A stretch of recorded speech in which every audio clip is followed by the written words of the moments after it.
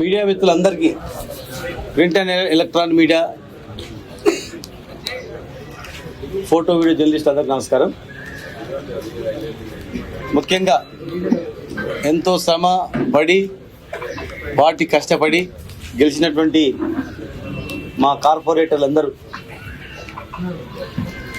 16 మంది, మా మంజుల శ్రీశైలం కూడా మా పార్టీ రెబల్గానే వేసి మరి ఎలక్షన్ల కన్నా ముందు కూడా చెప్పిన ప్రకారం మళ్ళీ ఇప్పుడు పార్టీలో వచ్చి మళ్ళీ రావడం జరిగింది. కొత్తగా జాయిన్ అయ్యేది ఏం లేదు, ఆల్రెడీ పార్టీలో ఉన్న వ్యక్తి కనుక మరి ఈరోజు జాయిన్ అయ్యి మీతో పాటే ఉంటాం అని చెప్పి వచ్చినటువంటి అందరికీ 16 మంది కార్పొరేటర్లకు మరి వాళ్ళ గెలుపు కృషి చేసిన వాళ్లకు మరియు స్వల్ప మెజార్టీతో కావచ్చు రకరకాలుగా ఓడిపోయినటువంటి మా కార్పొరేటర్లకు సహకరించిన వ్యక్తులకు అందరికీ కూడా పేరు పేరు నమస్కారం. రాష్ట్రంలో బీఆర్ఎస్ ప్రభుత్వాన్ని, మన బీఆర్ఎస్ పార్టీని ఎదుర్కోవడానికి సిద్ధాంతాలకు అగెనిస్ట్గా ఈరోజు ఇక్కడ మహబూబ్నగర్లో చాలా ప్రాంతాల్లో అన్ని పార్టీలు ఐక్యమై మరి బీఆర్ఎస్ని ఓడించడానికి ప్రయత్నం చేశారు. కాంగ్రెస్ ప్రభుత్వం ముఖ్యంగా అధికారాన్ని ఉపయోగించుకొని, పోలీసులను ఉపయోగించుకొని ఓటర్లను అనేక రకాలుగా భయపెట్టించి మభ్యపెట్టి కొంతమంది పోలీస్ అధికారులు దురుసుగా ప్రవర్తించి ఓట్లు వేయాలి, గెలవకపోతే మీ సంఘం చూస్తామని భయపెట్టించి భయభ్రాంతులకు గురి చేసి ఎన్నో దగ్గరుండి ఎన్నో నీచమైన పనులు కూడా చేసి కొంతమంది మరి ఎన్ని చేసినా కూడా ఓటింగ్ శాతాలు చూస్తే దాదాపు ఒక 5% డిఫరెన్స్ ఉంటుంది, అంతే 5-6%. 2027లో మేము ప్రభుత్వంలో ఉన్నప్పుడు ఉమ్మడి జిల్లాలో ఒక 5% కూడా లేదు గెలిచినటువంటిది. ఇవాళ 2.5 సంవత్సరాల్లోనే దాదాపు 30% వరకు బీఆర్ఎస్ పార్టీ నాయకులు గెలవడం, ఓడిపోయినా కూడా స్వల్ప మెజార్టీతో. ఈరోజు మేము దాదాపు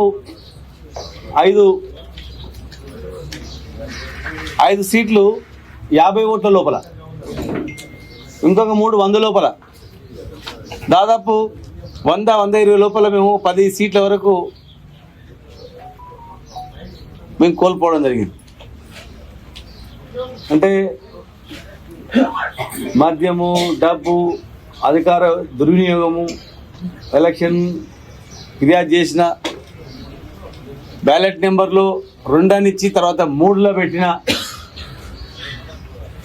ఇష్టానుసారంగా వివరించినా కూడా మరి 16ను బీఆర్ఎస్ పార్టీ కైవసం చేసుకోవడం జరిగింది. గెలిచినటువంటి వాళ్ళందరూ కూడా నిబద్ధత గల వ్యక్తులు, కష్టపడినటువంటి వ్యక్తులు, ముఖ్యంగా యువకులు రావడం జరిగింది. మహిళలు కూడా మంచి చదువుకున్నటువంటి వాళ్ళు, ధైర్యవంతులు చాలామంది కూడా ముందుకు రావడం జరిగింది. మరి వీళ్ళందరినీ కలుపుకొని ప్రతిపక్ష పాత్ర పోషించి ఈ పట్టణంలో ఉన్నటువంటి పెండింగ్ పనులన్నీ కూడా, హాస్పిటల్లో ఉన్నటువంటి 570 కోట్ల టెండర్లు కావచ్చు, హాస్పిటల్ ముందర ఉన్నటువంటి టూరిజం హోటల్ కావచ్చు, మిగిలిపోయినటువంటి ట్యాంక్ బండ్ పనులు కావచ్చు, హజ్ హౌస్ కావచ్చు, మైనార్టీ స్కూల్స్ కావచ్చు, బీసీఎస్ఎస్టీ స్కూల్స్ కావచ్చు, క్రిస్టియన్ భవనం కావచ్చు, మిగిలిపోయినటువంటి అర్ధాంతంగా మిగిలిపోయినటువంటిది, ఇంకా అనేక రకాల పనులు ఇక్కడ నిలిచిపోయాయో అవన్నీ కంప్లీట్ చేసే దిశగా ఖచ్చితంగా మా నాయకులు ఒత్తిడి తీసుకొచ్చి ఆ పనులను వేగవంతం చేసేటట్లు టీడీగుట్ట చిందార్పల్లి దగ్గర మిగిలిపోయినటువంటి బైపాస్ రోడ్ను కంప్లీట్ అటు అప్పన్నపల్లి కలిపేటట్లు, ఆ మిగిలిపోయిన ఆ పని కూడా కంప్లీట్ అయ్యేటట్లు,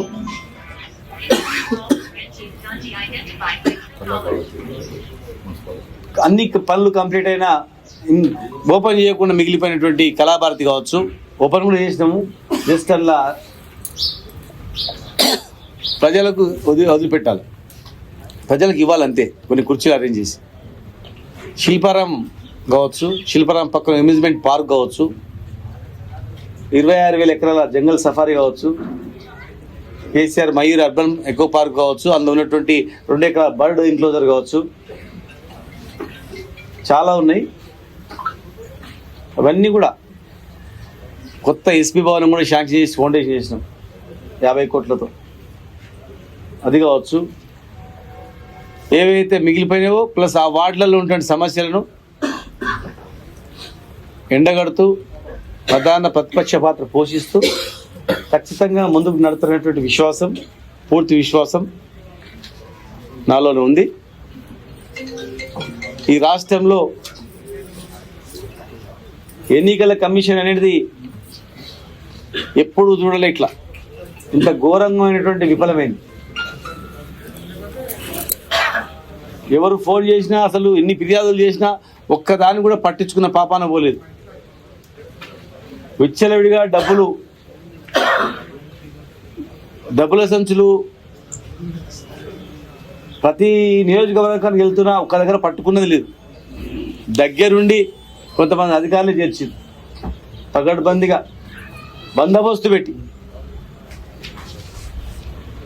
బందోబస్తుతో డబ్బుల సంచులు అన్ని నియోజకవర్గాలకు పంపి అధికారాన్ని ఉపయోగించి పోలీస్ జులుంతో నడిపినా కూడా ఈరోజు మేము 2023 ఆ రోజు కాంగ్రెస్ మా ప్రభుత్వంలో ఉన్నప్పుడు కాంగ్రెస్ పార్టీ చూసుకుంటే దానికి ఒక 5% ఉంటే మేము 25 నుంచి 30% రావడం జరిగింది రాష్ట్రం మొత్తం మీద కూడా.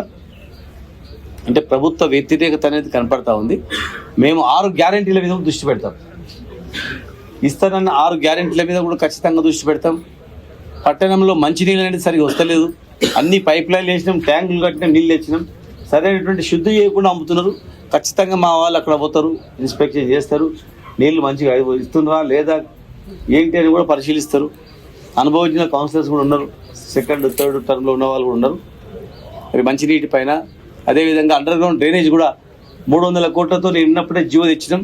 దాన్ని వాళ్ళు జియో నెంబర్ మార్చి వాళ్ళ డేట్లు వేసుకున్నారు. అయినా ఆ జియోలో కూడా మేము తెచ్చిన జియో నెంబర్ ఉంది దానిలో. ఆ జియోలో కూడా దాన్ని కూడా మేము అండర్ గ్రౌండ్ డ్రైనేజ్ కూడా కంప్లీట్ చేయాలని చెప్పి ఒత్తిడి తీసుకొస్తాం. రాష్ట్రంలో అన్ని మార్కెట్లు కూడా కట్టినాం. మేము మార్కెట్లుగానే ఉండాలా.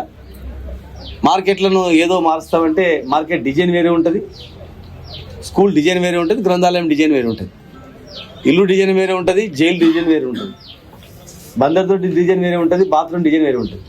ఇది ఏ దాన్ని కట్టింది దానికే ఉపయోగించాలి. మేము కూడా మనసులోనే కనుక అలాంటిది కట్టేటట్టు మార్కెట్లు కూడా అన్ని ఇచ్చేటట్లు, మార్కెట్లో ఉన్నటువంటి ఆరకటికలకు, మా ముద్రాజులకు, చేపలు, మిగతా కులాలకు, అన్ని వర్గాలకు కూడా అందేటట్లు మేము ఖచ్చితంగా కూడా మేము కంప్లీట్ చేయకుండా మధ్యలో ఆగిపోయినటువంటి పనులను ముందుగా అయ్యేటట్లు 6 గ్యారెంటీలు అమలయ్యేటట్లు రాష్ట్ర వ్యాప్తంగా కూడా కాంగ్రెస్ పార్టీ ఇచ్చినటువంటి హామీలు అమలయ్యేటట్లు రాష్ట్ర వ్యాప్తంగా కూడా మేము కార్యక్రమాన్ని నిర్వహిస్తాం. 42% బీసీలకు రిజర్వేషన్ ఇస్తా అని చెప్పి మరి చట్టబద్ధత ఇవ్వకుండా పోవడం జరిగింది. మళ్ళీ ఇప్పుడు జెడ్పీ ఎంపీపీ ఎలక్షన్స్లో కూడా పోవాలని చూస్తూ ఉంది. జెడ్పీటీసీ ఎంపీపీలు కూడా రిజర్వేషన్ మొత్తం కూడా డ్రా ద్వారా తీయడం జరిగింది. ఎక్కడ జిల్లా పరిషత్ చైర్మన్, ఎక్కడ ఎంపీపీలు, బీసీలు ఎంతమంది, ఎస్సీలు ఎంతమంది, జనరల్ ఎంతమంది, ఎస్టీలు ఎంతమంది ఉంది, ఉమెన్ అంతా దాని ప్రకారమే చేసేటట్లు కూడా మేము కార్యక్రమాన్ని నిర్వహిస్తాం. మరి ఈ జిల్లాలో అన్ని మున్సిపాలిటీలలో గెలుపు కృషి చేసినటువంటి వాళ్ళకు, రాష్ట్ర వ్యాప్తంగా అన్ని మున్సిపాలిటీలో పనిచేసినటువంటి నాయకులకు మరి కృతజ్ఞత తెలియజేస్తూ, ముఖ్యంగా ఉద్యోగులు, రిటైర్డ్ అయిన ఉద్యోగులు, యువకులు ప్రత్యేకమైన దృష్టి పెట్టాలి. యువకులకు 2 లక్షల ఉద్యోగాలు ఇంతవరకు రిక్రూట్మెంట్ కాల. రిటైర్డ్ అయిన ఉద్యోగులకు ఇప్పటివరకు కూడా బెనిఫిట్స్ ఇస్తారు. 26 లక్షల మంది, 26,000 మంది అయింది. సిపిఎస్ రద్దు చేస్తామన్నారు, ఓపీఎస్ ఇస్తామన్నారు. ఇంతవరకు కూడా 4.5 లక్షల ఉద్యోగుల యొక్క జీవితాలు అగమ్య గోచరంగా ఉంది. ఈ రాష్ట్రంలోనే, దేశంలోనే 5 డిఎల్ పెండింగ్ ఉన్న రాష్ట్రం ఇది ఒకటే. పిఆర్సీ వెంటనే అమలు చేస్తామన్న 6 నెలల్లో ఇప్పటివరకు అమలు కాలేదు. కనుక రిటైర్డ్ అయిన ఉద్యోగులు యువకులు, ముఖ్యంగా మన మహిళలకు ఎక్కడ కూడా రక్షణ లేదు. అత్యాచారాలు, అఘాయిత్యాలు అన్నీ జరుగుతూ ఉన్నాయి. అవన్నిటిపైన కూడా మా మహిళా కార్పొరేటర్లు వాటిపైన దృష్టి పెట్టి మరి మేము ప్రధాన ప్రతిపక్ష పాత్ర పోషించి ప్రశాంతమైనటువంటి వాతావరణంలో మహబూబ్నగర్ను ఉండేటట్లు మా వాళ్ళందరూ కూడా చేస్తారని చెప్పని మరి మీ ద్వారా తెలియజేస్తా ఉన్నాను.